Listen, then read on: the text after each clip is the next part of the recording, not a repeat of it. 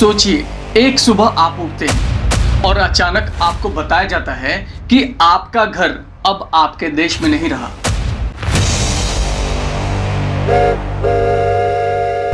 आपकी जमीन, आपकी दुकान, आपका बचपन, आपकी यादें सब अब दूसरे मुल्क में है।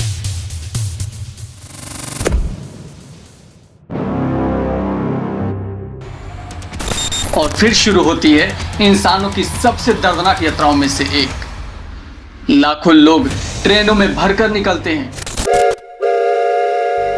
लेकिन कई ट्रेनें अपनी मंजिल तक नहीं पहुंचती।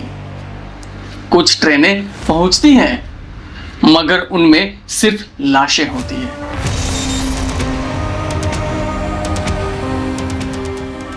(1947) का पार्टीशन यानी भारत का विभाजन सिर्फ एक राजनीतिक फैसला नहीं था, यह इंसानी इतिहास का सबसे बड़ा पलायन था। एक ऐसा फैसला जिसने हिंदुस्तान, पाकिस्तान और बाद में बांग्लादेश 3 देशों की किस्मत बदल दी। लेकिन सवाल यह है, क्या पार्टीशन टाला जा सकता था? क्या गांधी जी इसे रोक सकते थे?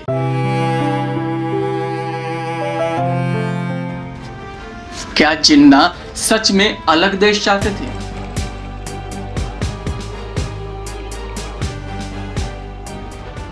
और आखिर वो कौन सी राजनीति थी जिसने पड़ोसियों को दुश्मन बना दिया?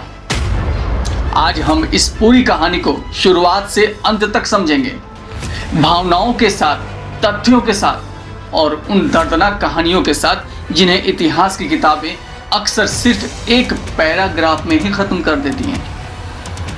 इस कहानी को हम डिटेल्स में जानें, लेकिन सबसे पहले हम ये जानते हैं कि आखिर अंग्रेज भारत में इतना मजबूत कैसे हो गए।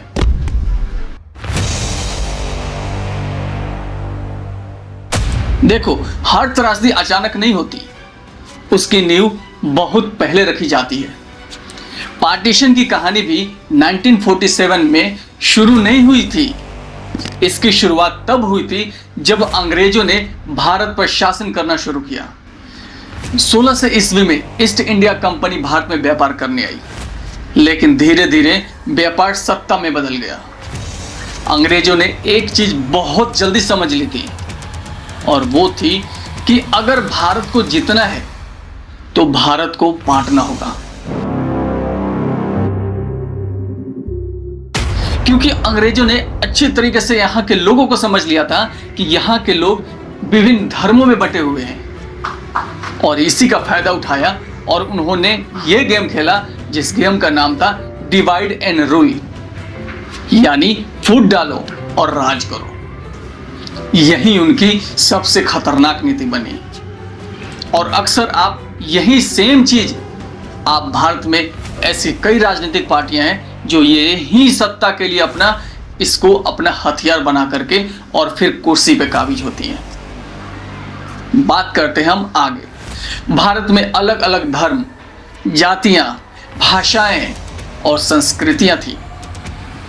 अंग्रेजों ने इन्हीं फर्कों को हथियार बना लिया। सन 1857 की क्रांति ने अंग्रेजों को डरा दिया था, क्योंकि उस समय हिंदू और मुसलमान साथ में लड़ रहे थे, और अंग्रेज समझ गए थे कि अगर ये एकजुट रहे तो ब्रिटिश राज्य ज्यादा दिन नहीं टिकेगा। और यहीं से शुरू हुई सांप्रदायिक राजनीति की असली जमीन। आगे हम और डिटेल में बात करें, लेकिन सबसे पहले हम ये जान लेते हैं कि कांग्रेस, मुस्लिम लीग और अलगाव की राजनीति कैसे हुई। एक ऐसा समय था जब हिंदू और मुसलमान दोनों अपने देश की आजादी के लिए एक साथ लड़ते थे, लेकिन फिर ऐसा क्या हुआ कि दोनों ने अलग देशों की मांग तक पहुंच गए। 1885 में इंडियन नेशनल कांग्रेस की स्थापना हुई। इसका मकसद था भारतीयों की आवाज को अंग्रेजों तक पहुंचाना। शुरुआत में कई मुस्लिम नेता भी कांग्रेस के साथ थे, और एक ऐसा भी समय था कि जब अंग्रेज लगातार ये प्रचार कर रहे थे कि कांग्रेस सिर्फ हिंदुओं की पार्टी है। फिर साल 1906 में ऑल इंडिया मुस्लिम लीग बनी। शुरुआत में इसका मकसद मुसलमानों के अधिकारों की रक्षा करना था, लेकिन धीरे धीरे अलग मुस्लिम राष्ट्र की आवाज बन गई। फिर 1909 के मोर्ले मिंटो रिफॉर्म्स ने पहली बार सेपरेट इलेक्टोरेट्स लागू किए, यानी हिंदू अलग वोट देंगे और मुसलमान अलग, और यहीं से राजनीति धर्म के आधार पर बंटने लगी। अब एक पार्ट में हम ये भी जान लेते हैं कि कैसे मोहम्मद अली जिन्ना एक राष्ट्रवादी से पाकिस्तान के निर्माता तक बन गए। एक ऐसा आदमी जो कभी हिंदू मुस्लिम एकता का सबसे बड़ा मार्गदर्शक था, आखिर वहीं पाकिस्तान की मांग का सबसे बड़ा चेहरा कैसे बन गया। मोहम्मद अली जिन्ना शुरुआत में कांग्रेस और मुस्लिम लीग दोनों में थे। उन्हें ambassador of Hindu Muslim unity कहा जाता था, लेकिन समय के साथ उनका कांग्रेस से भरोसा टूटने लगा। खास तौर पर जवाहरलाल नेहरू और महात्मा गांधी की राजनीति से उनको मतभेद बढ़ते गए। 1937 के चुनाव में कांग्रेस को बड़ी जीत मिली। मुस्लिम लीग को उम्मीद के मुताबिक समर्थन नहीं मिला। जिन्ना को डर था कि आजाद भारत में मुसलमान राजनीतिक रूप से कमजोर हो जाएंगे। फिर आया 1940 का लाहौर रेजोल्यूशन। यही पहली बार अलग मुस्लिम राष्ट्र की मांग खुलकर सामने आई। फिर धीरे धीरे पाकिस्तान सिर्फ एक विचार नहीं, एक आंदोलन में बदल गया, और यही बन गया गांधी बनाम जिन्ना। क्योंकि दोनों की सोच बिल्कुल ही अलग हो गई, और दोनों के सोच के बीच वो टक्कर हुई जिसके वजह से ये देश का विभाजन हो गया। एक तरफ गांधी थे जो कहते थे भारत सबका है, दूसरी तरफ जिन्ना थे जो मानते थे कि हिंदू और मुसलमान दो अलग राष्ट्र हैं। गांधी जी धर्म के आधार पर देश बांटने के खिलाफ थे। उनका मानना था कि हिंदू और मुसलमान सदियों से साथ रहे हैं, लेकिन जिन्ना का तर्क भी अलग था।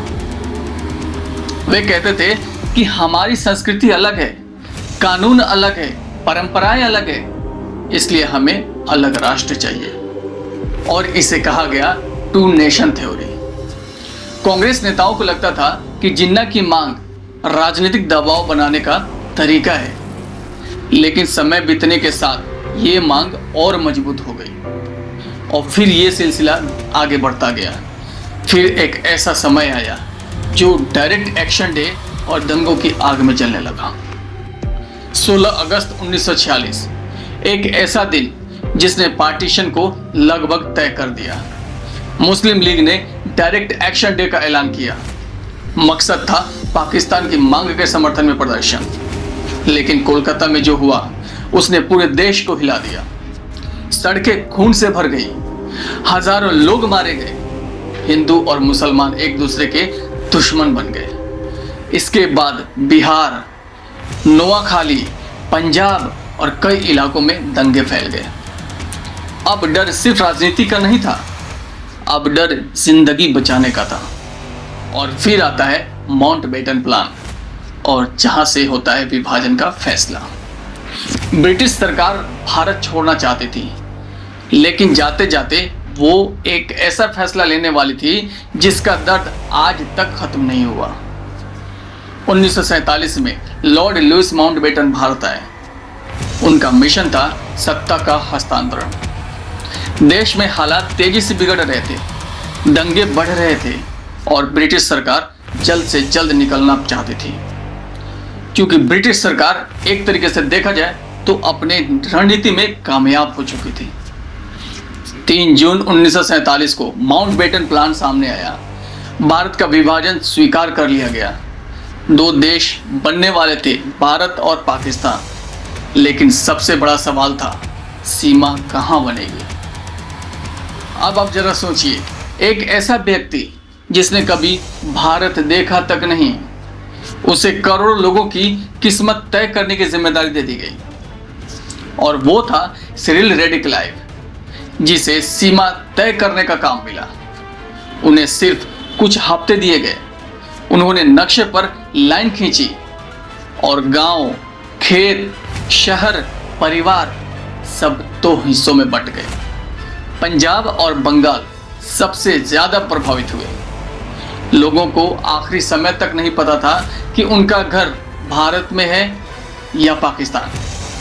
और फिर शुरू हुआ इंसानी इतिहास का सबसे बड़ा पलायन।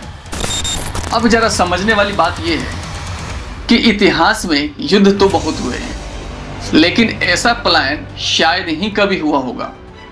करीब 1.5 करोड़ लोग अपनी जमीन छोड़ने पर मजबूर हुए। हिंदू, सिख भारत आए और मुसलमान पाकिस्तान गए। सड़कों पर अंतहीन काफिले थे, ट्रेनें लोगों से भरी हुई थी, लेकिन कई ट्रेनें मौत बनकर पहुंची। महिलाओं के साथ अत्याचार हुए, बच्चे बिछड़ गए। लोगों ने अपने ही पड़ोसियों को दुश्मन बनते देखा है। अनुमान है कि लगभग 10 लाख से ज्यादा लोग मारे गए थे।